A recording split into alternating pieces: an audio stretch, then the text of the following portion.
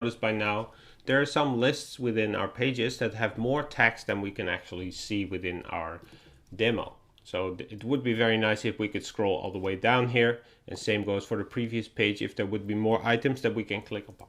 So let's work on that. So for now, let's go into the design mode, and we have our items here, and we're just going to create some new instances of that by just, you know what, I'm just going to copy paste all of these and position them below the other ones. And I just have to make sure that they are within our overview artboard, and as you can see right now they are outside of it.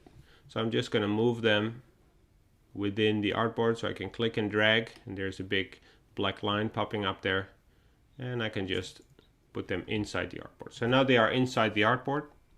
I make sure that I select all of them, and now I can click the tidy up button again to make sure that they all have the same alignment in between them.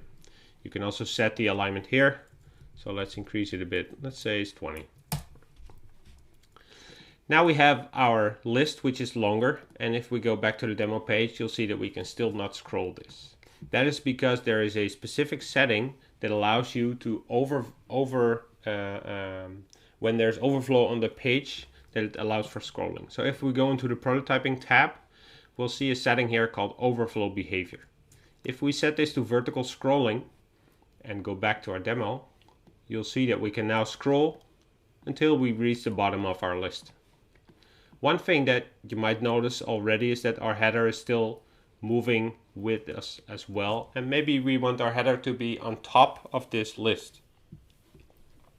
So in order to do that, we go back into the design tab, we click our header, and then we set it to fixed position when scrolling. So this object will always be in the same place when scrolling the prototype.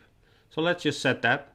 And as you set this, you will see that on the left side within your overview artboard, there's a new sort of subcategory called fixed. So everything within that subcategory will be fixed when scrolling.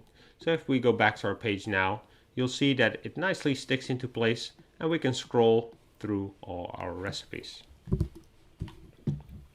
We can do exactly the same for our detail page.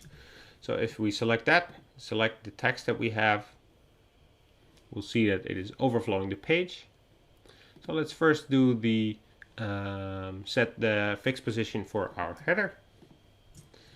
And now select the entire artboard prototype scrolling, vertical scrolling. And now if we go into the detail page, you'll see that we can scroll and the header stays in the same position. So our project becomes slightly more lively with every addition that we make by now.